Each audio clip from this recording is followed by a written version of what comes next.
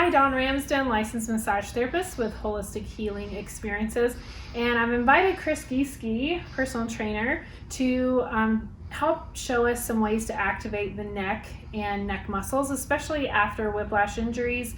A lot of veterans have had whiplash injuries, who, especially if you're airborne and had any kind of bad landings or things like that, if you've been in an auto accident. And so in our other video, we talked about different things you can do to stretch the muscles. But Kris is going to talk about how to wake those muscles up to get them to be strong and keep your head up strong and to reduce some of those tension headaches. Right on. So some of the weakest muscles that you get are those cervical flexors, especially after a whiplash injury. And what happens is when those elongate, you can also start to get this forward head posture going on. So to reset that, what you want to do is, as we've talked before, diaphragmatic breathing. You want to set that first, so go through your diaphragmatic setup. And then after that, to activate that neck musculature, what you want to do is you want to take 2 fingers and you go right underneath your collarbone. Okay. Right between the collarbone and the meat. And then you start pressing in and rubbing all the way down to the AC joint. Oh, ouch. And then you come back, right? Okay. All the way back to the collarbone. And then you go right in the center of the pec and you press in hard and make circles there. And that one should light up pretty good too.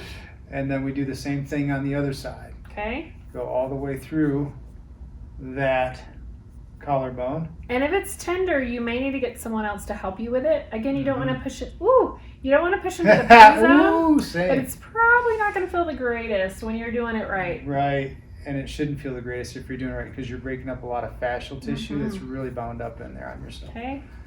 And then last but not least, this one's not too bad. You just rub along the jawbone line. Okay.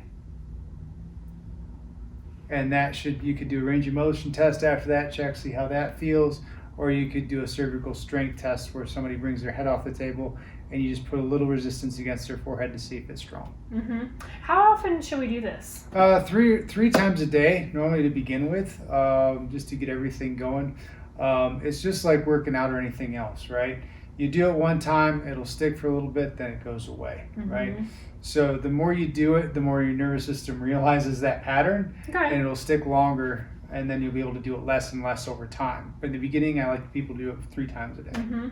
So Kris was explaining to me that sometimes pain isn't always structural. You know, sometimes there's an injury and there's a structural reason that your brain is experiencing pain in an area. But sometimes if the brain just isn't woken up, or I love the movement map phrase. So it's if the brain can't see the movement map of what the muscles in the neck are trying to do, then it'll send pain to that area to get your attention. So if you're having pain in your neck, these are some great tools you can do to wake those areas up. And if you want to know more information, I'll post Kris's info below. You can find him at Champion Health.